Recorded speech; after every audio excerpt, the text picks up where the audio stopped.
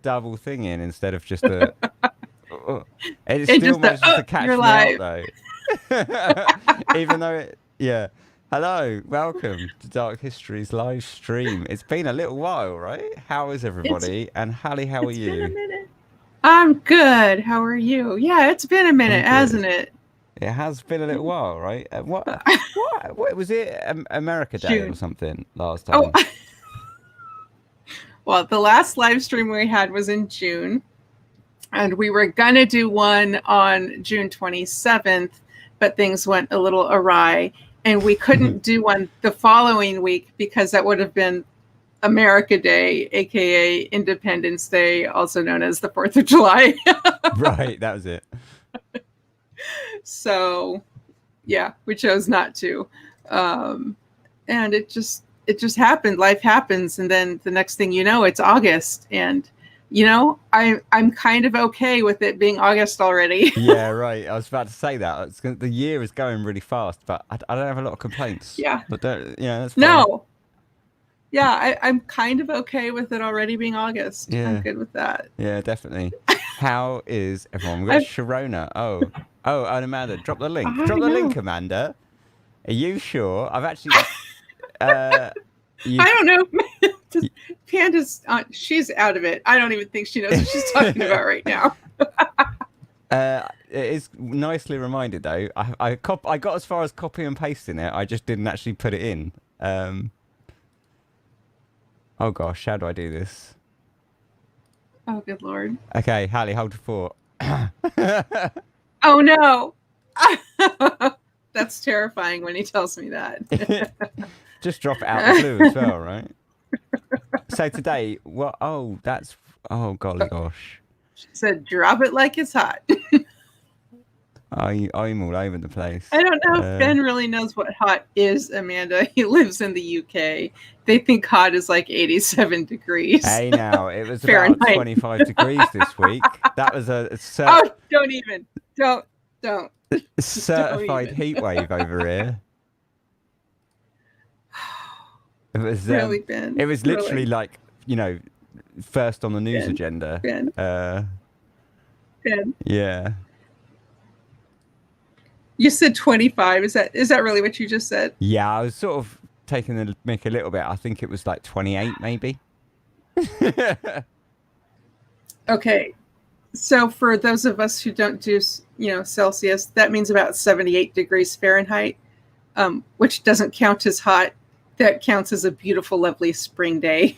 Yeah, either way, it wasn't hot compared to you guys. That's for sure. It was, and do you know what made me really, really? We're laugh? averaging about 40 Celsius right now. We're averaging about 40 Celsius. I tell you what made me really laugh though is we had these like a couple of days of hot weather, right? So the link's there now, sorted. We had a couple of days of hot weather, and then literally after about 2 days, I think the sky just went like grey, and it was going to storm, like summer storm. After a couple of days of nice. Couldn't handle it. No, we just that's enough now. That's the end of the summer. That's it. It's over. It's done. It's like 2 days and we're through.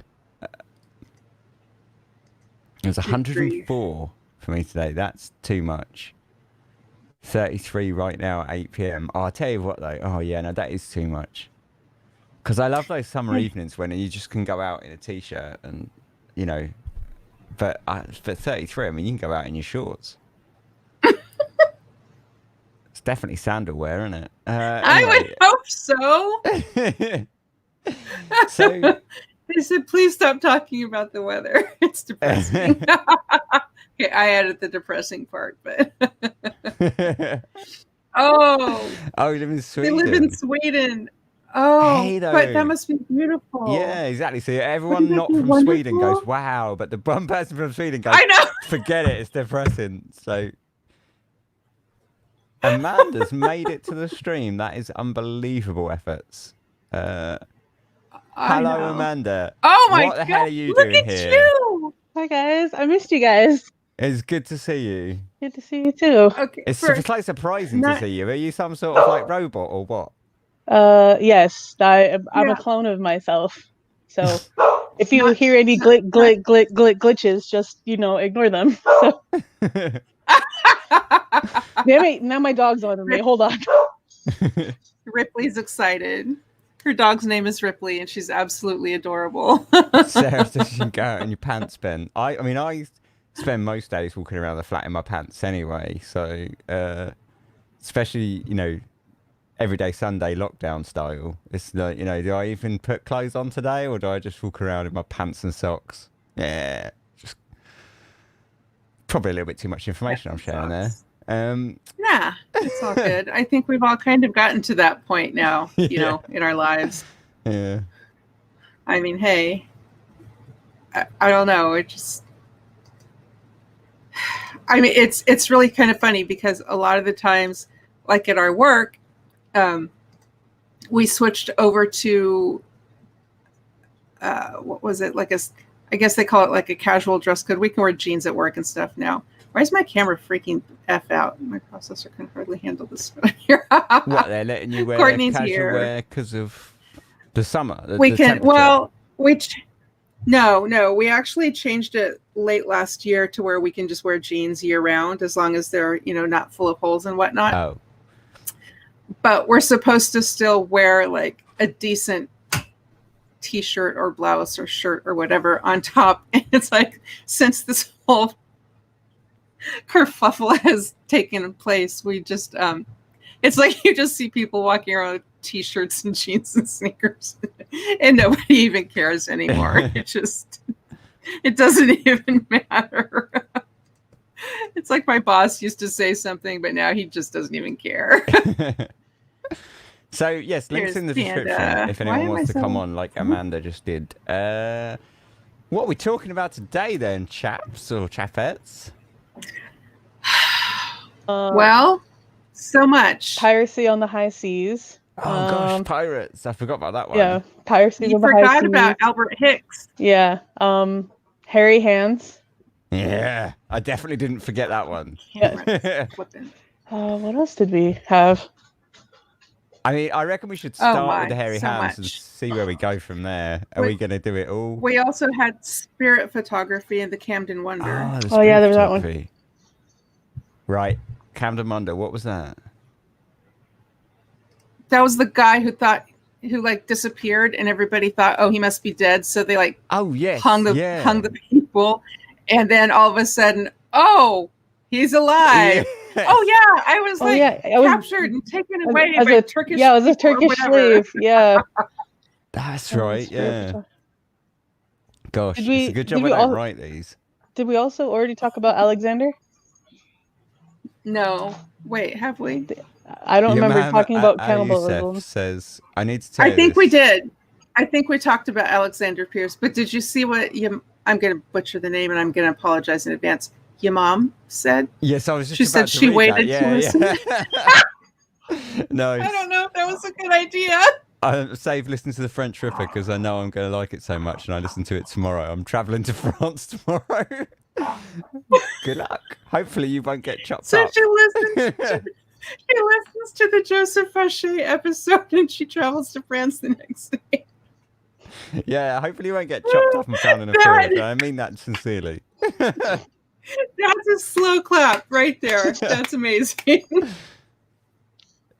That is incredible. Oh my gosh. You could do like, now you've listened to it though, and it's such fresh in your mind, you can do like a tour of the spots maybe, like, right? A bit of See, dark there you tourism. go, Amanda. She can draw you a map. Perfect. Yeah, I'm still waiting on Ben's map recreation. Yeah, I stopped doing those ages ago. Yeah, I was doing a lot of things ages ago. To be fair, were the maps actually useful for anyone? Like, did you actually use them? Because I just thought no one used them. Well, apparently my opinion doesn't count because I've been raising my hand over here. I'm like, yeah, anybody, I love the anyone. map. Can anyone in the audience tell me? Anyone? Not you. Anyone else? Anyone else? Yeah. No. Put your hands down. Anyone else? Anyone who has any kind of relevancy. Anyone who doesn't complain. Anyone except the girl in the front who gives you money every month. Yeah, exactly. No, in all seriousness though, I just didn't think anyone looked at the website that much. Oh yeah. But I mean, I would do the maps because I like them. No, it's like a full, I don't know how else to explain it. It's, I think this podcast in particular is one of those things where it's kind of like a full immersion thing. So when you go onto the website and you get the map and then you see like the show notes, if you have access to show notes, you see the show notes and then you're listening to the episode, it just kind of really brings it all together. Well, and just tomorrow I will do it's all like the a little maps that time I've travel missed, bubble. and I'll put them on the website. And from now on, I'll put them again. Do you think I can put them in the regular Amanda, show notes? don't like hold your breath. I would die. No, do you No. know what? I'm reading doing next week's episode already, so like I'll do it just because it means I don't have to do something I should be doing. Okay, but that doesn't mean just Yeah, because you're you not did a gonna- map, you can't be like, oh, I'm forsaking show notes then. Do you know, This there isn't- isn't any notes for last week's episode though. 'Cause I didn't make any for Hairy Hands because I was a renegade and I just Oh no, I'm just saying for the next episode you can't be like, well, Panda, here's a map, but no show notes. It doesn't. oh right, yeah, like we still. Even my dog says you can't do that either. So Yeah. If Ripley says no, then she means no. Yeah, no, I'll do the maps because I just thought they just weren't being used or anything. So I just sort of stopped doing them. But do you think I can put them in regular show notes? Because you can put photos into like or pictures into like the show notes for podcast players, right? I think I'm sure I've seen Mysterious Universe do that. I'll have a look. I should know this after 4 years of podcasting, shouldn't I? Yeah. Yeah. Yeah, no, I'll have a look tomorrow. Yeah, so Hairy Hands. That's exciting. as soon as you said English Bigfoot, I'm like, that's what Hallie's sticking with. Doesn't matter what the science, or then he said that when people said with the hairy hands, it's like a ghoul or a spirit of like a murdered prisoner. Do you know what I mean? And then Sharona said space apes, but you also mentioned it could be like England's Bigfoot. I'm like, oh, that's Hallie. She's sold on that. Nothing else you can say will deter her from that belief system. No. So your mum said that I love the digging in the facts about hands and what they represent. Yeah, I couldn't really. That was a really. I sadly couldn't go too interesting. deep into that because it's like that's Yeah. just a whole episode in itself. So if I was trying to like keep it as brief as possible because I mean I could have just done a whole nother episode on what that represented. I think like because I found that really interesting. I went completely down a rabbit hole of like how the hands represent, you know, the interaction of like self with objects and stuff like that, and how the Aristotle, there were the tools of tools and things like this, which was just fascinating. And I know, you know, I found an entire book purely around like the medieval sort of interpretation of hands in medieval literature, which was just bonkers. But so yeah, I had to kind of cut it short because I thought this is just going to go on and it's a bit heavy. But it was interesting, and it did make me think that when you look at literature and stuff like that, there are like the disembodied hands. It's like a trope, isn't it? Like, you know, like it's a quite a common trope actually. Yeah. Yeah, I think what's funny is that little known fact, when Ben started this hairy hands thing about a year ago, which is when we both got this. Oh, I think, did I send you that book? I think you did, the yes. Bigfoot book? Yeah. I think I did, yeah. Of course I did. It's called the Bigfoot book, Amanda. Of course you did. I sent him a book. No one else sent him that. We found it, and he was like, "This is really cool." Yeah, but then he just didn't think there would be enough to actually make a full episode out of it. So when he started it, we talked about it and thought maybe doing a compendium of sorts. So maybe, you know, like 3 different, kind of like the Halloween episodes where you do like a few different stories, or like the Christmas ones. And then pretty soon he's like, I think this is going to be an episode all on its own. Yeah, it was It's meant like, to be. whoa. Like, this week's episode was going to be 3 short stories. I was going to do the hairy hands, and then a couple of others. One of them that I can't really. I think it was like the Lost Land of Mu, and the Hexham I Heads, think so. and I was gonna put them into like one episode, and then I started doing the Hairy Hounds, and all of a sudden I was like, whoa, this is 5,000 words deep. Like we're just going for it now, I guess. So yeah, it just became like an episode in itself, which was cool because I really didn't expect it to be. So yeah, it did make the episode a bit of a weird length, but it was all right. No, I think it was good though, and it's like I never expected there to be that much behind the folk tale. I really didn't. I didn't No. expect there to be that much about it. And it's like, you know, the whole thing with like the two girls. I mean, there are people that's just, they think that that's just part of the whole legend, is that there were these two little girls there. And it's like, there's not even a birth record. Totally fiction. Yeah, total fiction. Like they don't exist.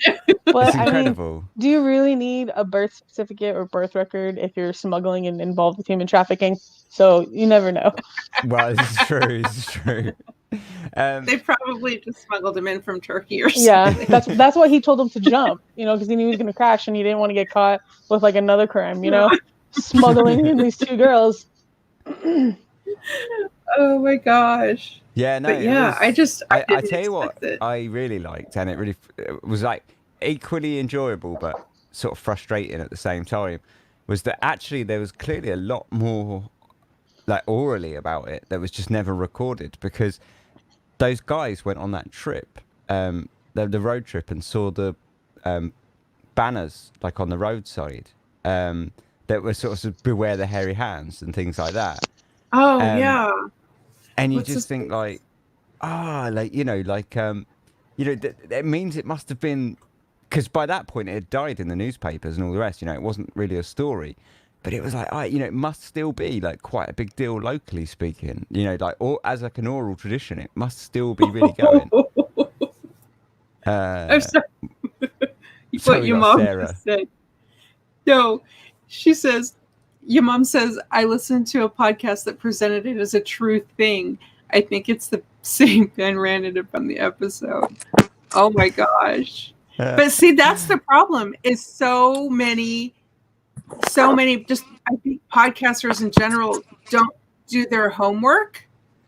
So they just kind of take it at face value, just kind of skim the top. Yeah, I think And it's then like a bit of throw both, it out isn't it? there. It's like, so you can kind of rant and say like these people are just presenting falsehoods, but also I think maybe that's just the direction they want to take the episode. You know, like, hey, this is folklore myth, but I'm going to tell it as if it's a true story or whatever. But yeah, I kind of don't. You know, as we all know by now, I don't really do that. I kind of, if I see a story, I want to know what happened. Yeah, what's going on with Sarah's? I don't know. It's So- always a little confusing in that house.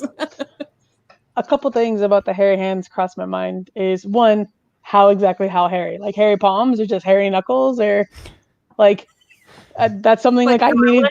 Yeah, like is it a gorilla hand or is it just like, I don't know. Yeah. A super hairy man that happens.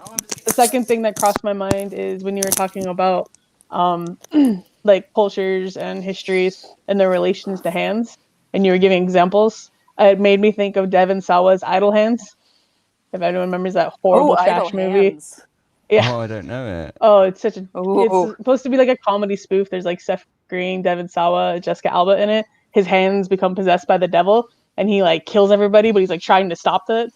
And That would have been like a perfect example to use for the episode, because that was just what it was talking about. The way, like, your hands are taken away, and like that grim fairy tale with the guy who reattached a thief's hand to his by accident, and he was kept stealing stuff, but against his will. And that whole idea of like your hands kind of taken away, removing your free will, kind of thing. Yeah. And then the third thing I thought of is, I shared this with Hallie, is Harry Hand's version sounds a lot like the USA version of Gravity Hill.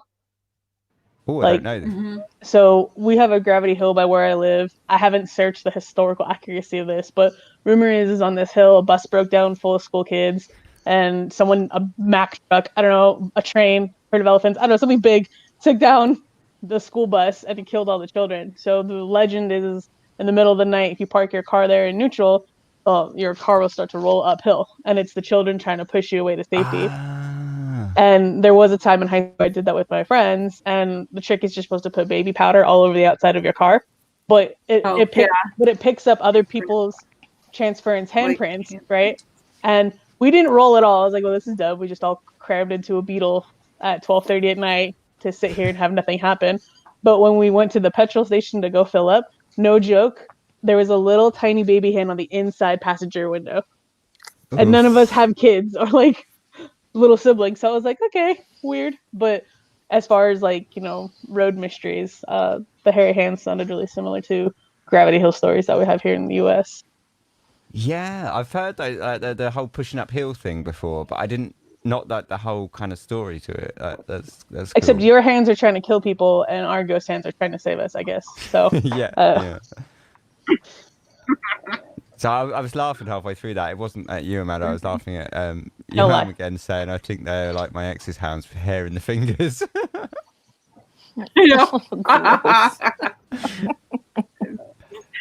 Brianna and Mr. Sarah were talking about The Monkey's Paw by W.W. Jacobs.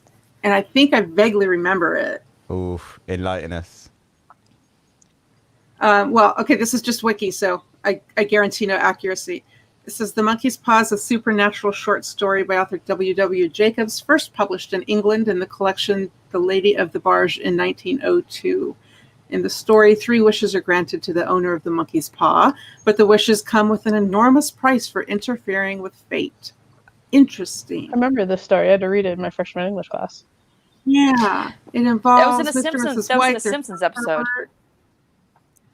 Was it? Probably so. It was one of the Halloween horror. It was like, you know, they have those stories that it was like the Haunted Treehouse Halloween one, and they're in Morocco, and Homer like buys a monkey paw. And like, so yeah, he has the 3 wishes with the monkey paw. Okay, so a friend who served with the British Army in India comes by for dinner, introduces them to a mummified monkey's paw. An old fakir placed a spell on the paw so it would grant 3 wishes, but these 3 wishes are granted to the owner with hellish consequences as punishment for tampering with fate. Morris, having had a horrible experience using the paw, throws it into the fire. That is not good. Mr. White, not believing Morris, retrieves it. Before leaving, Morris warns Mr. White that he should use the paw, then he might as well be digging his own grave. Yes. I like that story. There's a BBC Radio 4 play, like audio, like radio drama of it. I guess there's a silent film too. I don't actually know if it's cool, but it's on the Fear on 4 series, and it's really good. And I think it's like a modern retelling because it's like his son's a factory worker and he wishes for some money and basically, I won't ruin it because it's you can get it on archive.org. Check it out, like the whole Radio 4 Fear on 4 series. There's a 1928 UK radio adaptation, a 1933 film. There's a May of 1946 episode of the BBC radio Appointment with Fear. Well, there's a 2004 adaptation as a radio play narrated by Christopher Lee in 2004 as part of the BBC radio drama Christopher Lee's Fireside Tale. Nice. Mr. Sarah says, nice. I remember reading a collection of Victorian French short horror stories. There was a story about a severed hand that was chained up. The hand killed the owner, yeah.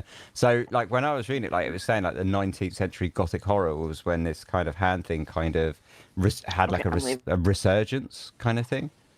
Like, it had always been, like, in the popular mind, but it had, like, a big resurgence in 19th century Gothic horror, basically. Interesting. So interesting. I thought that was good because I thought one of the funny thing is when I first read the Hairy Hands story in that book that we were saying about, I thought it was quite unique. You know, I was like, wow, this is like I'd never heard this before. But then when I started doing it, and like Mr. Sarah's saying, and you know, like, and you start reading, like, and you think, well, like, The Thing in the Addams Family and stuff, and yeah, it's not actually that it's not actually that unique. It's quite a common trope.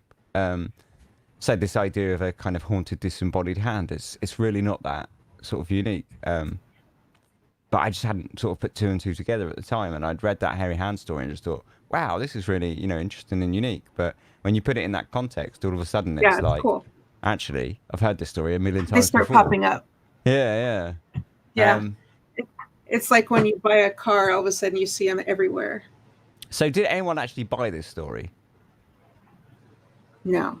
I mean, I know I presented it in a way that was kind of like... And you know me, but you know me. I want to believe everything, but no, I didn't. Yeah, I mean, generally speaking, I try and present things sort of down the line, but this one I was pretty much like, hey, no, look, this is a fiction. Cool. But I still loved it, like, to bits as a story. Oh, yeah. No, it was a great story. I think most of us really loved your rant at the end. But oh, God, yeah, I had to stop myself. I could feel myself going, and I was like, no, just end this now. I was like, is he going to say it? Is he going to say it? Is he going to drop the name? No, he didn't drop it.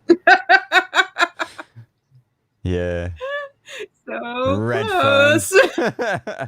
Damn you, Nicholas Redfern. Yeah, no, I had to sort of curb it because I sort of noticed myself getting all ranty. It was great. Yeah, no, it was a fun episode though. I think the last time you got that ranty was the Mad Gasser of Mattoon. Oh yeah. That was the last. You did. You got really mad because it was like, you're like, this is piss poor research. He barely even worked. I wrote a book on it. Oh my God. It's on a podcast. He's saying just because this guy had a chemistry set, it was him. Hogwash. Yeah. For 15 minutes, we were going on about this guy, and you're like, hold on. Let me read you what he wrote in this book. Wrong. Just wrong. Do you know that guy really annoyed me because his theory was just so offensive though. Like, it was such like. And you were like, don't read his book. Don't do it. Yeah, you're like, don't waste the money. It's not worth it. Don't read it. His sibling. Yeah, no, I read that book, so you don't have to. Yeah, you're like, I took one for the team. Yeah, definitely. But no, the Hairy Hounds was cool. I liked it. I thought it was a really cool story, despite the fact that clearly I didn't, it took me 2 seconds to realise that it was a complete fiction. But I found it really fascinating in that. And it was a really fun episode to research as well, because like I said to Amanda, there was no notes for this one, because I found myself just, I kind of came up got into it just really organically and just started tearing through the old newspapers one at a time and just sort of writing it as I was reading them, because a lot of times I'll obviously do all the reading beforehand and then I put it all together at the end. But with this one, it was more just kind of following the trail, if you like. Okay. So it was kind of fun, but obviously there was no notes. But yeah, it was really fun to kind of... Because Gamlin, put the news article up that you referred to. I was laughing. Oh yeah, so I put the articles into the... Did I upload the articles? No. I didn't. Oh, because I downloaded all the newspapers that I was using. So it's fine, Ben. We'll just all do our own independent research and cite ourselves whenever you do a podcast. I'm just gonna make my own damn maps. Oh, that one's just... The other Discord members are gonna get their own newspaper articles, and they're gonna get sound bites and actual audio interviews, and then you can just write an episode. The newspaper articles though, because I downloaded them intentionally to do that. Although I don't know where I stand on that legally. I think it's okay. Because I'm sharing them as part of a critique, right? Yeah. Yeah, I think it's all right. I'm not sure, but yeah. I thought I'd uploaded them, but obviously not. Anyway, what else was there from the Hairy Hands? Oh, I don't know. But I think it'd be weird to have hairy hands climb up a window and then you just say the Lord's Prayer and they climb back down like It or Thing from the Addams Family. Yeah. Now was that the folklorist, wasn't it? Theo was her name. Theo Brown, was that it? I think so. Yeah. Yeah, she was really interesting. I thought it was great, like the archive tweeted a photo of some of her notes, and the perfect note that I needed was right there in the photo. How jammy Oh was my that? god, That's pretty It was- impressive. that's crazy. It was That's, like, absolutely perfect. perfect. Yeah, it had like the perfect quote just that I was looking for. Like bang, straight there. Like, oh, this is my opinion on the hairy hands, basically. Like it was really like perfect. Ta-da! And it was just in like a tweet of like a bunch of notes, like kind of just to sort of show like, oh, we've got our archive or whatever. And I was just like, I did that kind of X-Files thing, like from the 90s where they're like enhanced and you like zoom in and it do ding ding ding ding ding and then like pixelates or whatever. It was like that. It was like, yeah. Ben's just excited because he gets to use the X-Files as like a reference for something Yeah, he like did. such a 90s kid, right? Refer to everything I do as like something from the 90s. Oh my Talking about the 90s, God. I've been watching Baywatch. I just started watching Oh, that too. Ben. Isn't it good though? It's so No. bad, it's good. No. The first But- series and, is amazing. The first episode with that stalker girl who fell in love with her lifeguard and steals his like what scuba fillet knife to kill his wife and be like, "You saved me." I mean, they're supposed to be together. Is this good like Flora's This- lava good? Is that what we mean? No, Like- this is good like hot trash dumpster fire. Like Kind of Pretty the same. bad. Just like it's so bad and it's so cheesy that you have like Yeah. third party embarrassment and Yeah. yeah. but- Yeah, they have okay. like all these like stereotypical tropes of like everybody for every lifeguard's like all macho and like oiled down, be like I can climb up a flagpole. Like Okay. As long as you're not watching this and you're giving me the opinion that this is amazing like television, then I think we're okay. But this is like so this was what I grew up to. Like this was my image of America when I was a child. Was like Oh Lord. I know, this is your, right? It this was is like your image of Los Angeles? yeah, it was basically like No! Baywatch, Disney World, and basketball. Oh. That was like my and Saved by Yeah. the Bell. That was like my and Fresh Prince of Bel-Air. That was my exposure to No, America, God. and like that's No what I just wonder. thought America was. Yeah, I was actually like, everyone in everything's LA neon. is like 10 minutes from the beach. We just all surf to class. It's Yeah, and everything is like bright neon colors, and of course, yeah. and yeah, and everywhere's Disney World. You know what's Dallas. funny is if you're not familiar with LA and you ever like this is what annoys me. But like if you're not from LA and they do like shots of like the Lakers or Dodgers baseball, they'll show the stadium and then they'll show the pier, and it makes people believe that it's that close together when it's nowhere near each other. Like it's the distance between like where you live to like London. Like it's not it's not just like, oh wow, after the basketball game, let's go down to Not the even Monica close. Pier. Like But no, I'm loving it. I don't know why. I think because normally I go on Amazon Prime Video and I'll be like, oh, X-Files, same old, just put it on for some background viewing whilst I'm reading or whatever. And I just saw like Baywatch and I was like, oh, I could watch that. I bet that's well good. So I clicked it and was like, this is amazing. Like it's, I don't know if it gets even worse. I assume it gets to a point where it gets so bad that it is just bad. But the first series are really fun. Yeah, definitely recommended. Totally nothing to do with the hairy hands, but brilliant. No, but Brianna wants to know if you've ever been to the U.S. I did tell her that you thought you were going to move to San Diego at one point and you would have just melted into the asphalt, Yeah. basically. You know, I've never been to the US ever actually. Not once. no. I would love to. I would love to go to the US and like road trip across like the Midwest and maybe a lot of the South as well. I think it would be really fun. So Courtney wants to know what we think of Canada based on their shows. Yeah, I'm trying to think if I actually know any Canadian just- shows. Well, I've been to Canada, so the only show that I know is Canadian. I don't know if Sharon is still on, but Letterkenny is hilarious. Don't know it. It's pretty much about like a little podunk town in Canada, and so it's That's what Mr. Sarah just said. Isn't Canada just Letterkenny? No, it's not. what? Canada. Mr. Sarah said, "Isn't Canada just Letterkenny?" Yeah, Is this the show that you were saying about, Amanda? Yeah, I like Yeah. it. I think it's a lot of fun. It's pretty much about like a small podunk little town in Canada. You have like the farmers, and then you have like the street kids, and then you have the hockey players, and they're all like fighting, and you know who sells the most cigarettes. It's pretty dumb, but it's really entertaining. So Oh, I'll have to watch it. Oh, how that funny. that's why you'll see on like Discord, like Shrona will be like Ferda, like because it's all like quoting that TV show and how the hockey players talk. So it's pretty Oh, fun. okay. I'll have to check it out. Yeah. So I feel that Canada So is like Courtney says Sweden that with French letter- people. I don't know. Canada is Interesting. Courtney said that Letterkenny is very accurate to Southern Ontario, which is where she grew up. Nice. That's funny. Like Sweden with French people. Oh my gosh. It's so funny. Yeah, no. And man, in Quebec, they're like serious about the French. So don't jack with it.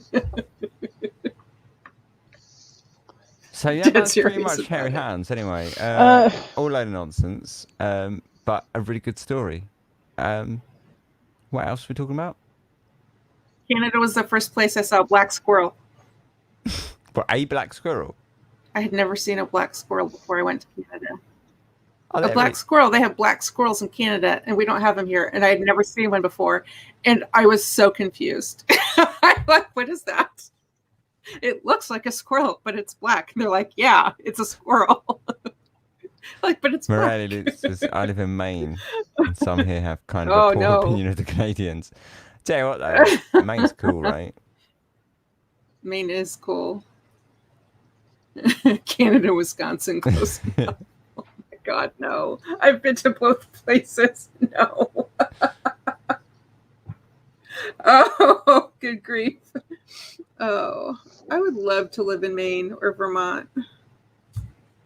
I like the idea of Maine. I don't know what it is. I think it's just everything I see about Maine just makes it look kind of creepy and cool. It's kind of just stuffed up there, and isn't Maine meant to be like quite frontiery and like the people have got like proper attitude, like in a good way? When you say Maine, I think of really pretty foliage, houses by the bay, and lobster. That's all that comes Oh. to my mind. Yeah, mostly. Stephen King is from She Maine. says it's Yeah, mostly yeah. nature. Yeah. Oh well, that's all right. Mostly nature. I Think- would think suppose we want to live there remote. more. Okay, but they actually have animals Think there that'll remote. kill you, Ben. No, you just have to deal with Yeah. what? Indigenous grasshoppers Think- in Brighton? Yeah, this is true. Think cold. Think remote. Think if you don't like actually properly wrap your pipes the right way, they will explode in the middle of winter. Yeah. and- More moose than people. There you go. Oh, Eyes of Enigma You says, think it's cold where you are, Ben? No. we're actually not really that nice. That's a myth. My daughter's best friend is Canadian. Let me tell you. Oh my gosh. Oh, look at delivery. I know. Special delivery. That's so nice. Delivery of my medication. All right, well, this is where I'm going to pop off, guys. So have fun. Yes. Still talk about pirates Nice to and the see guy you. who Oh, got yeah. kidnapped. Write it down, Ben. You're going to forget pirates. We do pirates now. Kidnapped by a Turkish slave. Okay? Got it? Repeat it back to me. I can't remember anything to do with that. So. Repeat it back to me. Pirates. Pirates kidnapped by kidnaps, Turkish. Turkish By people. Turkish. I don't remember that bit. All right, take it easy, Slaves. Amanda. Okay. Bye, Got it. guys. Bye. Yeah, so the Pirate King in New York. Amanda.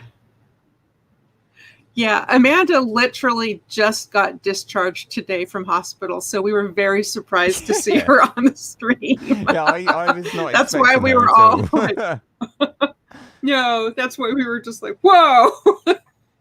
She looks pretty damn good for just being discharged, too. Morelli says Stephen just gotta King's house say. is 2 blocks from me. Oh my gosh. Do you go to his house and just sort of watch him? Do you like dress up like a clown and stand behind a tree with a red Just balloon watch and him just through look the at it? windows. Just stand there by the tree, not move, with the balloon in hand. Keep in mind, I have never seen nor read the books in or the movie. I haven't seen the But film. that's just what I I saw the have in old my film. head. I haven't seen the new film. I haven't And seen it. I've listened I to do half not the do audiobook, clowns. and then I fell asleep listening to it, and had like sleep paralysis, and that was the end of that audiobook. Yeah, I don't do clowns. Not at all. Not well. Yeah. Well, actually, the sleep paralysis I had nothing to do with the Stephen King, like the clown or anything. But I think because I was listening to it whilst I fell asleep, I didn't quite fall asleep. So I ended up with this like weird, like statue Gollum guy putting his hand over my throat and waking me up. And I was like, "Ah," in my bed, like trying to wake myself up. That was kind of fun, actually. It's not fun. It's cool, but he actually moved further west. The house is creepy, though. Oh, and she hasn't read his books either. How funny. Oh. Is it one of those things where it's like he's so close to home that it's not a big deal type of a thing? Just blasé I know that sounds about really it. weird, but yeah. So, Harry. it wasn't a hairy hand. It was like a Gollum hand, and it terrified me. And I had to get Alf out of bed for a bit and put the light on and sit down. And I was like, "Phew, that was actually terrifying." But that's kind of fun, so I was quite into it. Obviously, because I knew what it was as well, it helped. But yeah, so the pirate. Like if I ever get over there, I'm gonna rig up your house with so many little surprises that are just gonna like scare the living piss out of you. It don't take much. I know. I mean, when you live by yourself in like in the middle of the city, it really. To be honest, I hear like foxes every night, and I still get scared of them. But that's what you get when you live by yourself, right? Really? I mean, they've got a crazy little cry, but I mean, I'm alright with them, but bear in takes a mind, I lot spend to like nerve 99% me. of my waking hours watching horror films and reading stories about murder. So, like, have you ever seen The Fantastic Fear of Everything with Simon Pegg? Because I feel like slowly but surely I'm turning into that guy where he just becomes like terrified of everything. Oh my because God. He writes true Everything? crime books. Yeah, so he becomes terrified of everything because the real world is like that's all he reads. Like but, yeah, everything. Yeah. Yeah, that's Like me. I'm tap him slowly- on the shoulder and he freaks out, flipping around with a butcher knife. that's slowly but surely turning Mr. into me. Saracen. Yeah. My favourite Yeah. from the pirate story: the severed fingers on the deck of the ship. Yeah. It was I was a bit mean about that episode, I think. Yeah. Because I wanted to, when I wrote it, I kind of tried to like write it so I would lure everyone into like a sense of security and then go like bam at the end and be like, and this is the quotes now about how he chopped people's heads off. But I thought it would be like, it would give it impact. Oh, no. That was true. But it was. Morelli's saying that wasn't true. Yeah, it was. Oh no, that was definitely true. Yeah, they definitely found fingers on the deck of the boat. Yeah. That was all they found on the deck of the boat. In fact, that was all they found of any of them, wasn't it? Because they didn't actually ever find the bodies. But that guy's story, it was mad, wasn't it? When he's like, "Oh yeah, I went here and killed these people, and then I went here and robbed these people, and then we built a bowling alley." And his kind of story of what he did throughout his life was just absolutely bonkers. But I thought it was Wait, sensationalized. we're talking Yeah. about Hold on. What's up? No, I was just saying we're talking about the same one, right? Albert Hicks, the Pirate King. Yeah. So he when he's telling his Yeah, story, he okay, did his because expose she or whatever. Oh, he's I'm talking like, about. yeah, it was real. Oh yeah, but it was definitely sensationalized as well. But that part of the story was definitely true. So his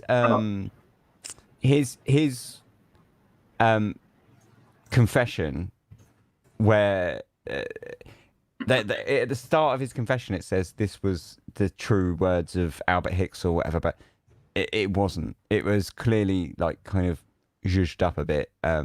But I think the details were all correct. It was just like the flowery writing and the language used was not was clearly not his own. So it was rewritten for sure, but the details were all true, all of them, because they checked out. Like loads of them checked out because they used the details in that confession to solve a load of crimes, like solve a load of cold cases and stuff. But it was mad. Yeah, it was. His confession was just like an absolute adventure story, wasn't it? The way it was. He was gallivanting around the world, just jumping on different boats and robbing different people and murdering people here and murdering people there. And he was just a total, like, king of chaos. Like, yeah, like he was just a kid with no boundaries. He just, wild child, did whatever he wanted. Yeah. I mean, that's basically what happened. It really reminded me of like chaotic neutral, like, or sort of D&D sort of character or something. Just he just did what he wanted. He had no kind of like moral compass. He just like if he fancied doing it, he just did it. And his whole he saw someone do a revolt once against the ship's crew. So then he was like, that seems like a good idea. I'm just going to get on boats and basically just cock everyone over. And then he just did that for years. Absolutely insane. But yeah, completely mental. Everybody's hair is looking fab this evening. Thanks, Tara. My hair's looking like I just woke up because I have. I was laying in bed listening to... Actually, I didn't fall asleep tonight. Ben I was rocks laying in that bed. messy look. Yeah, I mean, I this is as neat as I ever get. But I was laying in bed listening to E.F. Benson's Ghost Stories before this started. And then I thought I should probably get up and do this live stream. Was it the first time they used a serial killer to sell stories? I don't think so. Although it was quite early, wasn't it? But probably not. I mean, serial killer stories were pretty hot news in throughout like the 19th century, really. I think there were at least a couple before that, and one of them involved a woman, and they thought that she had like poisoned a bunch of people because her and her husband had what we would call like a B&B, and so when people were traveling they would stay the night there, but they would never leave. 19th century women serial killers were always massive news, right? Because women were kind of elevated to this kind of pedestal status where everyone worshipped, everyone, you were like the fallen woman, if you like, fallen from angelic status into grace. Serial killer. Yeah. I mean, the state, the fuss they made of people when they to her. Well, the fuss they would make of. I was gonna say that's what happens when you elevate someone above what they should be. Well, I mean, when you're looking like Victorian like culture, like the fuss they made of women who would like turn to like prostitution or whatever, like, or just even like alcoholism, or people who would be homeless or whatever, they would get it bad enough. So imagine if you go as far as being a serial killer, it's like that's like national exciting news. That it's like, wow, look how far this woman's fallen from her pedestal. Very strange. You don't have this in other countries on the same scale. It's just now the US presents serial killers. You don't have this in other countries on the scale. I don't know. I mean, the thing I found interesting about that, the Pirate King, was how he was kind of sort of quite a hero. Like, as opposed to like, so I mean, in England there's plenty of serial killers who are kind of, Jack the Ripper for a start, but he's never seen as a hero or anything like that. But Albert Hicks was like definitely seen at the time anyway as this like kind of heroic kind of I guess kind of like folk hero, which when you read his story, it doesn't check out. He's an absolute psychopath. But yeah. Eyes of Enigma, unless you're a woman who was praised. If you're a woman who was praised, unless you had hysteria, which, most women had. Yeah, definitely. Yeah. Yeah. that was definitely a We thing, still wasn't do. it? But yeah. Most of us would have been burned as witches right about now. But yeah, no, I thought that was really interesting the way he was like Honestly. kind of seen as a folk hero rather than like just a crazy murderer. Because you know, at the end of the day, he was Yeah. just an absolute psychopath. He was a complete crazy murderer. I don't really get where the folk He hero was- status came from. Yeah. The best thing I don't about that know. whole episode, though, the Well, most how exciting did that thing. come about? Just through like oral folktale again, like tradition, I guess. You know, like people passing down the stories of, you know. I thought I didn't go too deeply into it, but I sort of touched on the idea that like basically like the way he represented like a lot of what America was kind of founded on, like the idea of freedom, which is interesting because he chose to do pretty bad things with that, but to a certain kind of class of people, he represented like the ultimate kind of level of freedom, basically. I found that really interesting, basically. But yeah, no, I thought it was good. But what? You were saying what you thought the best part of that episode was? Oh yeah, the best part of that episode was all the gang names. Like all the ridiculous New York gang names from that early century. Like the only one that sadly that I can actually remember was the Waihoos. Right? But that's like the worst name. But all the other names were, God knows, because they were amazing. Some of the Dead Rabbits was pretty cool. It was the Dead Rabbits, wasn't it? That was think pretty so. awesome. Okay. But yeah, no. But The Plug Uglies. That That might was be the the one. best Yeah, the part for Plug you. Uglies was the best one. that might have been the best part for you, but I think the best part for the rest of us was when you could not keep a straight face reading about P.T. Barnum. Oh, I love P.T. Barnum. He's an absolute nutcase. Why does he get everywhere? He's such a like little pervert, isn't he? Gets his fingers in everything.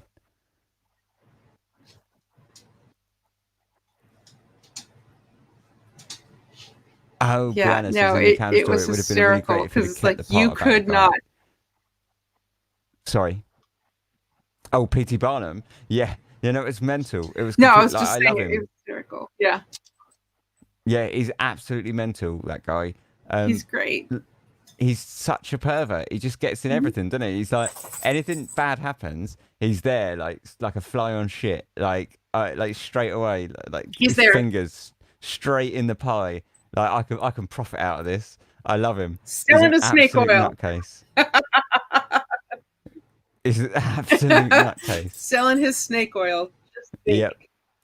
Like yeah. There's a great bar in New York City called the Dead Rabbit. I That's wonder if it's fun. that's surely named after the gangs, right? Hate Barnum and Circus in general. Yeah, That's I mean, close. so Morelli, like that's the thing. Like, I absolutely love him, but at the same time, like, I know that he was a complete cock. But Yeah. but it's Oh, just totally. yeah. I mean, when you really sit down and like look at his kind of biography and like his life and that, yeah, he was a pretty shocking bloke. But he makes me laugh the way he's just Horrible surrounded person. everything. Yeah. He makes me laugh the way he was 'Cause just he's kind of like fingers in everything. Everywhere. Yeah. Because he's just everywhere. I want to know Absolutely now everywhere. if like every story that I do that's set in America, it's got to have Barnum in it, surely. I think it's become like Oh, yeah. a meme now. The funny thing is, I've got an episode lined up for a couple of episodes time from this one that I've got lined up, and it's based in New York, and I am quite convinced that Barnum's going to be in this Oh, one as he's well. got to be there. Yeah, I'm sure he's got to be He because has to be there.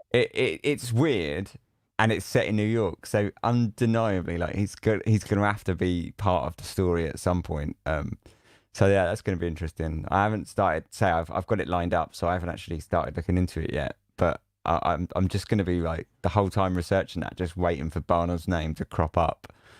But has anyone seen The Greatest Showman? Is it any good?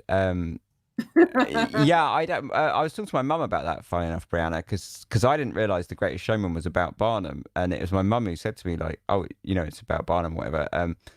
And we both, she sort of said that it's not good historical like film, but it's a good film generally speaking. So that's all I know about it. I haven't seen it, but yeah, it was recommended to me by my mother on the phone once. But yeah. Yeah. Tara says it is weird how Barnum keeps showing up in your stories. Go. Yeah. Yes, it is. Yeah, and I the think funny he's thing looking for it at this point. Yeah, but that's the beauty, right? Is that like I'm not. It excites me just as much. Like I get thoroughly excited when I read his name because it's like, yes, Barnum. It's like that pirate episode was so funny. The thing that got me that like was so funny about that was that I researched like loads of it, and I was right towards the end of like going through it, and then suddenly in comes Barnum, like right at the end, and I was like, "Oh, there he is again! Why is he in this story?" It's got absolutely... But yeah, he just snuck in at the end. I mean, make a cast of his face. Brilliant. Of his face. And then traded his clothes as well because he wanted the real clothes. Jairus is adding Barnum to my DH bingo card. I would love to see that bingo card. Definitely, he should be on it. Peter Barnum is America's spirit animal. Yeah. Oh God, I don't know. That's scary. It's probably true, but it's scary. He's a piece of work, man. I tell you. Yeah, he's great. But so that was really ahead of his time. Yeah. I don't know about Albert Hicks. Is there anything else to really say about Albert Hicks episode? I mean, we're kind of hitting all of these pretty briefly because, to be honest, I don't really remember a lot of these episodes because there's so many. Well, I mean, I'm sure I've said it before, but like when I do episodes, like I do them and then they're gone. Like I don't remember, I don't retain like almost any of the information. I just, because as soon as I finish one, I got to start work on the next. So it just gets binned, and I'll kind of keep back like little bits and bobs. But realistically speaking, I don't even remember half the people's names in that.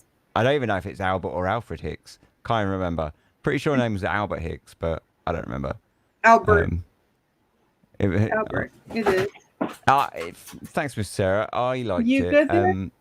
There's another episode that I want to do about pirates actually, because I quite like that one, and it kind of led me down a bit of a road to. Do you watch your videos? Ben's on a pirate kick. There's no video. It's just audio. Oh yeah, but if they watch it on YouTube, then no, I don't watch them back ever. Yeah. I don't listen to the podcast.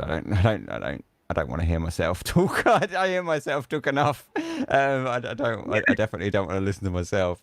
I kind of skip over it to make sure that it like sounds all right and that there's no kind of obvious errors in the recording before I release it. But I don't listen to it. Definitely not.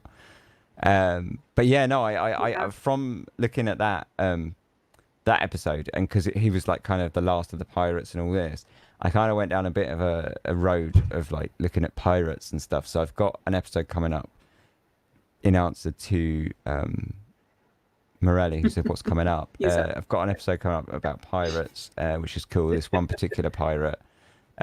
And I've got another episode coming out, which is absolutely bonkers. And I'm not really sure how much I can tell you about that, but it's very exciting. It's about life on the moon. I'll leave it at that. We're going to leave it at that. I'm still I'm sure Space Ace will be in there somewhere, somehow, some way. Yeah. So, I mean, and next week is like an episode about a murder mystery. We're going to do a bit of a murder mystery, but I figure like now is probably a good time to ask people like, with everything that's going on in that, like I've been trying to kind of keep the mood, generally speaking, of all the episodes like a little bit lighter this season, because I think things are a bit shit outside. We don't really want to listen to shit on our we don't really want to listen to shit on our podcast, right? So I've been trying to kind of keep the stories, at least some of the stories, like a little bit lighter and that. But what do people think? Do they want something really like nasty and hard and like dark? Because I haven't really done one this. I think probably this whole season now has been quite upbeat, hasn't it? And like kind of like the Camden Wonder, and I mean, yeah, it ended up with people getting hung and saying, stuff. "Ask but now or forever hold your peace." yeah, I figure like I don't know, because that's only my thoughts on it, and that's the way I've kind of just taken that direction. But I don't know what anyone else thinks. But yeah, I mean this season has kind of gone a bit more like that kind of pirates and adventure and weird, like the Cardiff Giant and the Camden Wonder and Barnum spirit photography, stuff like that, which probably I would have done anyway, but I have kept it a little bit lighter, I think, in tone. Maybe no plague stories. Yes. I don't think we'll be doing any plague, but yeah. But awkwardly, yeah. See, I the did have consensus one is basically lined up. Basically, whatever you decide is what. Yeah. Yeah. See, Morelli said, like what we had talked about, how you alternate the intensity of the episodes, and how we were saying it kind of strikes a good balance.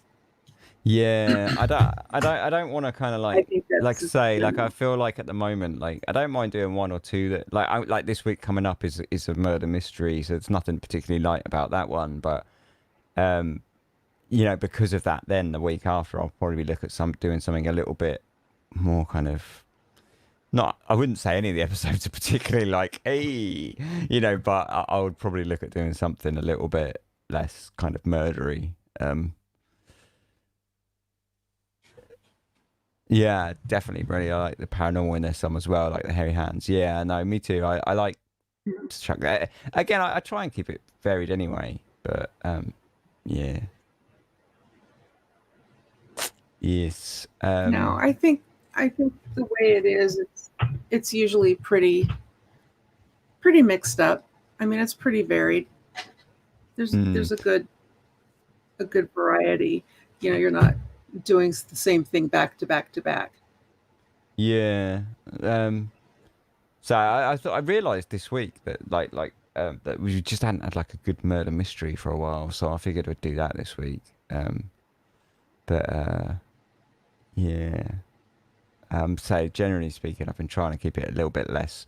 I was going to say a little bit less murdery, but then you look at Albert Hicks, he murdered how many people? Hundreds. But it wasn't the same, because it wasn't like, I don't know, it just wasn't different. It wasn't like a legitimate murder mystery, because it was kind of that after the fact. It was people just finding things, and then it really didn't get into the nitty gritty until he came out and just spewed his psychotic story. Yeah. Oh, we've done aliens. We've done aliens. So aliens is definitely one that yes, I want to do in the future as well.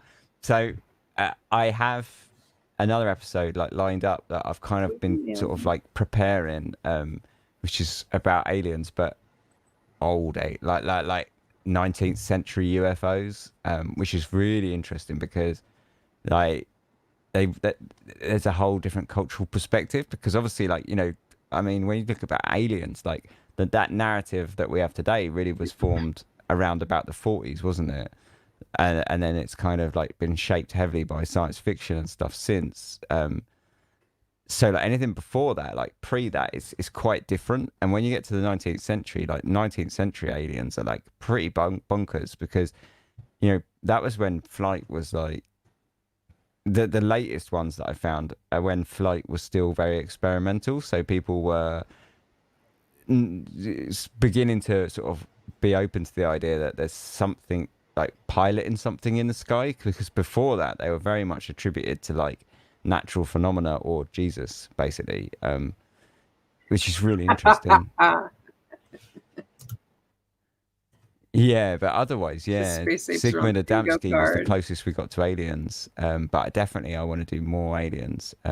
Yeah, but it's difficult when you're trying to look at like historical stuff, because historically speaking, like it gets all very vague. But there is one that I've got lined up anyway. Yeah, about 19th century UFO sightings that will be coming at some point.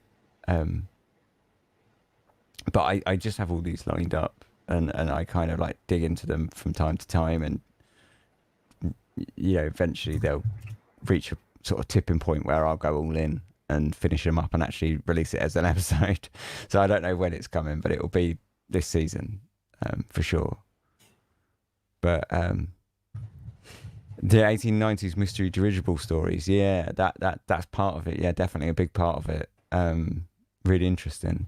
That Bigfoot anytime. Yeah. I'm scared of Bigfoot, honestly speaking. I don't even know how. Like, it's such a topic, it's such a vast topic. I don't even know where I'd start with that. I would like. It'd be interesting, I guess, to do it from the perspective of like, where does it begin in America? Like, where did the American Bigfoot sort of stories? Oh, start? Back to like Theodore Roosevelt. Really? No, yeah. I mean, I'm dead serious. I'm not even joking. So how? Yeah, did they, no, seriously. I'm sure like, this has actually been covered before. Like, how did they actually start in America? Was it, was it like a series of sightings, or was it always? Other than the American Indians always having something in their stories that they've talked about, the man in the forest who watches over them, and how I mean, there's just so much to it. I mean, they've got stories that go back hundreds of years, but right, okay. One of the earliest documented cases was one with Teddy Roosevelt, which is kind of actually Teddy Roosevelt, like as in the president, saw Bigfoot. Yeah. Yeah. Oh, I thought you meant it went back to his times, yeah. not I'll have his to shoot sighting. it over to you. No. Yeah, it's really interesting. But yeah, I mean, it goes back as far back as you see, native legend for the Americas. Oh, right, okay. So kind of like if you go into, so kind of like if you go into Tibet in China, the people there have stories from generations back. Well, because about the Yeti and stuff, yeah. And how it's something that's over them. It's the same thing. Yeti and, it's just, they've got... So this is how like ignorant I am. Is Yeti and Bigfoot like considered the same topic, or like a loosely related topic? Is like Bigfoot an ancestor of Yeti, like a relative of the Yeti, or kind of one of it's kind of one of those things where if you've got a species in North America, it's going to be more in tune to the climate of North America. Where if you've got a species in the Himalayas, it's going to have to be, adjusted for that environment and the cold and everything else. So that's kind of how it ties into. So they use like the actual, like as we see it, like into like Bengal tigers versus like Asian tigers or whatever. Like they use that kind of blueprint and then just put it onto the Yeti. So you've got like the North American Yeti and the Tibetan Yeti kind of thing. I get it. And and it's what the peoples call it. So so it's really interesting. But I'll have to shoot that over to you. And then there's another one. Go ahead. Oh no, it's all right. Go on. No, I was just going to say there's another one. I can't remember. It's in the early 1900s, I want to think. There's another story that goes back about some miners, I want to say. Because my knowledge of Bigfoot is like Tintin, like from when I was a kid. That was how I was introduced to it. 1924. 1924 was the Ape Canyon incident with a group of miners. And is that like one of the earlier kind of documented cases of Bigfoot? That's one of the most well-known, I want to say. Okay. Yeah, that's one of the most well-known ones. They actually did an issue in the Oregonian about it. So, it's funny because Mount Shasta, I think as a whole, I could be totally remembering the wrong mount, but has a lot of really sort of paranormal type stories and kind of events and things surrounding it. It's really kind of creepy. Like, I don't even want to hear. I realizes maybe you could just only put. See, I'm terrified of even getting near Bigfoot because it is a a subject.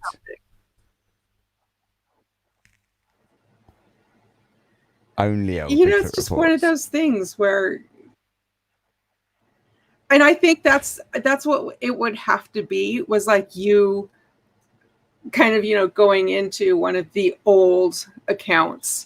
Yeah, like maybe just sort of acknowledging, like, hey, you all know the wider story. I don't need to go too into that. Like, right. Let's just focus on this one element kind of thing. Yeah, I guess I could do that. That's actually not a bad idea, because I would like to touch like on Timothy Bigfoot, Renner. Yeah, Timothy Renner does a lot of the historical Bigfoot accounts. And every once in a while, Wes Germer will have him do an introductory story, a historical introductory story, before they go into the main stories. Oh, okay. So every once in a while, you'll hear Wes say, yeah, Tim's here to give us a historical story about a Bigfoot account. And Timothy will read the entire thing, like per the article or whatever else there is. And they're usually pretty good. And Tim goes into the more kind of lesser known stories too. He's really big into the folklore and things like that. It's really interesting. Yeah, no, I like to do it. That's a good way of doing it, actually. Like Morelli says about, like, maybe just focusing on like the older stories, but not, because I always tend to think that I've got to do like the entire backstory, if you know what I mean. But maybe if I did Bigfoot, I could totally approach it as like, look, we all know that there's a bigger story here. You probably know it better than me, so let's not go into that. And just focus on like one area. That's not a bad idea. Steampunk time travel. No, there's a lot of. And are actually, you talking about the dirigibles still, or I don't know. Are they? Either that, or I mean, it could be Bigfoot or the dirigibles. I don't know what the dirigibles are. You'll have to enlighten. Oh, that's the 1890s UFO sightings from the 1890s that were like in California. That's going to be like as a big part of like the 19th century UFO episode that's coming at some point down the line. I don't know when. But yeah, no, cool story. Yeah, it's a really cool story. It's really interesting that there's loads of really interesting stuff about that. But yeah, I won't go to it too much. Yeah, but I mean, have we got? I don't remember the Camden Wonders and things like that, so we could probably just skip over those. Oh, good Lord. Yeah, no, it's been so long, I think. Because the one before that was the William Mumler, the photography and spiritualism and stuff like that. Talk about a freaking con man. Yeah. Oh my God. Did Barnum make an appearance in that one? I can't even remember, he should have if he didn't, because those two were cut from the same cloth. Yeah, he absolutely did. He did a gallery. Those two were cut from the same freaking cloth. Weren't they just? Man. Yeah, no, I thought that was hilarious. Talk about a con man, let me tell you. I did find it fascinating. Like, I don't know how he did it.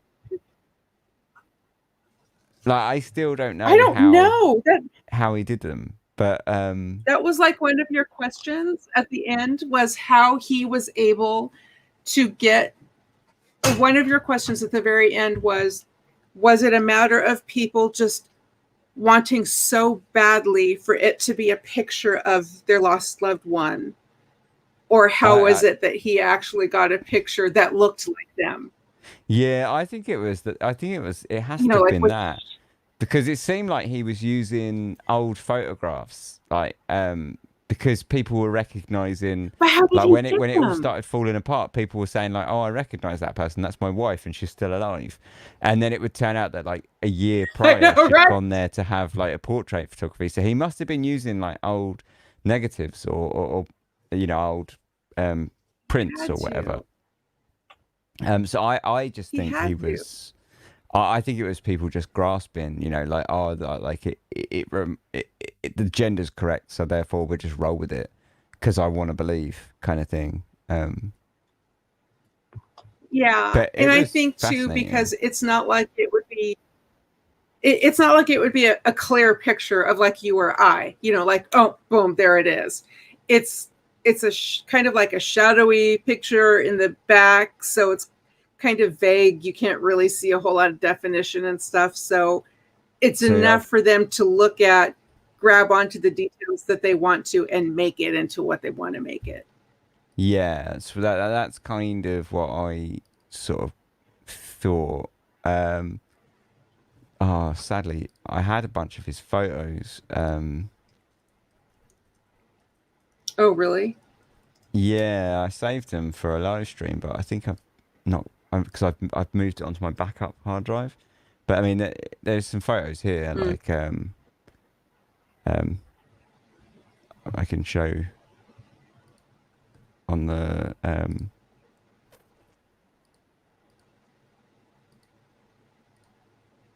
Because I So really think that's what it was. I think they were vague enough see, they were vague enough for people to look at and pick out a couple of features that they thought were close enough to the person they wanted it to be. yeah, You I know, think they just, I mean, like this one for example. I mean, you can see it's a guy with a beard, like I that one. guess. Yeah, Like, but yeah, exactly. but yeah, pretty interesting all the same. I really, he definitely was a massive con man, and it was amazing how he managed to keep it up for so long, without getting I'm- busted. Yeah, until they took him to court.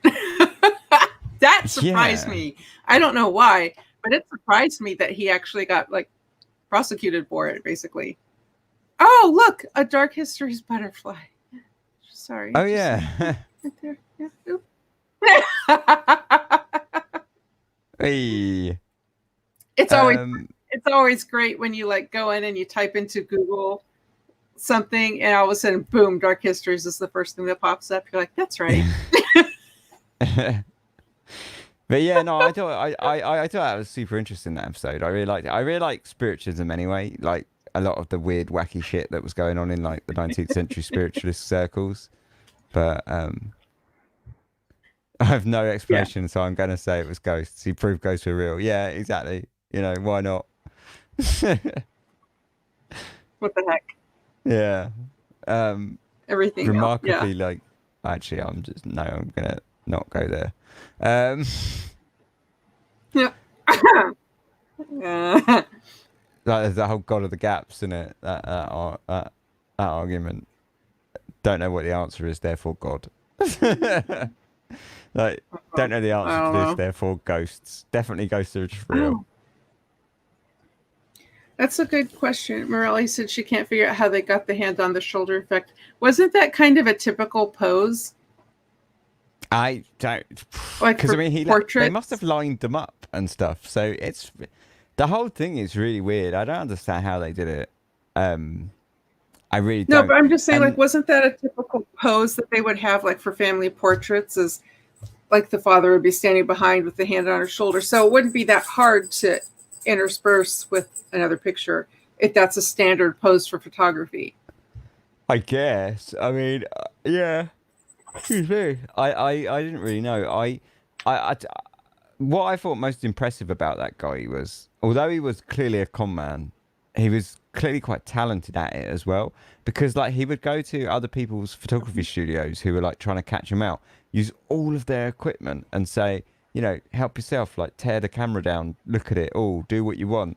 And yet he would still come out with these pictures. So obviously whatever he was doing was in post. you know, once the picture had been taken, and obviously the equipment must have been standard, because otherwise he wouldn't have gotten away with it. But you know, there must have been a certain amount of talent he had there to like rip people off like that well. Because I mean, he had everyone fooled, right? He had. Well, probably one of the more interesting things about that episode was how.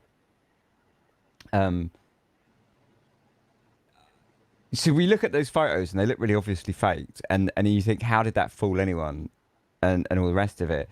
But at the time, like when I was reading up about it, I found all the stuff out about how people viewed photography in general as like this really suspicious thing, like because it was almost like, you know, how are that, is that person? It was almost like dark magic, you know, like how is that person taking it? Yeah, how is that person taking a photo? You know, how are they getting an image and reproducing it onto a piece of paper? That's weird enough in itself. So that was weird, and then you add in the ghosts, and it's easy to see why people did just kind of go with it and think that it was, you know, really, really out there and believe his kind of con, I guess. You know, when normal photos were already viewed as sort of witchcraft, his photographs must have been terrifying. But there's an artist in Milwaukee who takes his photos how come in they the didn't old-time style. Should have asked her how this could have been done. Oh, have you that's seen those? interesting. They posted them before. I watched a They're couple really of YouTube. cool. I haven't seen those, but or probably not those, but I saw a YouTube video because when I was doing the episode, I wanted to see how they did it, and I found a YouTube video of a guy who shows you the process of like using like the metal sheets and that, and he took I think he just took a photo of like a house just to show you how it works. But I mean, it's such an effort to do as well. It was kind of amazing. A lot of work. It's a lot of work. She can do spirit photography. She's definitely done. That's cool. We should find out how he does it. Because yeah, no, it interests me. It interested me. I liked at the time that no one, even the other experts, he like I say, he obviously had a talent, because even the other experts were just like, like, you know, in court, like a couple of them said, oh, you know, we think that there's ways of doing it, but not the exact way. Like, yeah, like all of the experts were just kind of, you know, couldn't explain it at the you know, obviously this is at the time, but it showed how far ahead, like how it wasn't a simple con. You know, he was just a step ahead of everyone else, like technically, to have pulled it off. I thought that was pretty cool. But yeah. So yeah, that was great. Right, yeah. So I think I'm proper knackered. So I think we should probably call it a day, because I don't remember much of the other episodes. I was going to say it's only like 2:30 in the morning. Yeah. Well, the thing is, it's only 2:30 in the morning. Come on. Before it, and then I ended up listening to that E.F. Benson ghost stories, and not falling asleep and just laying there listening to ghost stories. It's better. So, yeah, but it just means I didn't get any sleep before the It's better stream. that way. But then but that's okay, because then I wasn't having to like blow up your phone and wake you up. Well, this is true. Yeah. Get out, live stream. Yeah. But yeah, no, I'm gonna. They're waiting. I'm fading. So yeah. Yes. Next episode, it will be next week, and it's gonna be a really fun murder mystery. Yeah. I say really fun murder mystery. It's a murder, as fun as a murder can be. But yeah, so that'll be next Sunday. But yeah, and then we'll try and get back onto doing streams a bit more regularly after this, like once a month again. Because they kind of lost the plot for a bit. But yeah, thanks very much for watching and coming along and getting involved. I think the next one is on the 29th. Yeah, it was your mom's first Mum. time, so we're very happy to have her here. But yeah, definitely. Great. Yeah, no, yeah, next stream will be cool. obviously the end so of this we'll month. post everything on the socials. All right, thanks very much, everyone.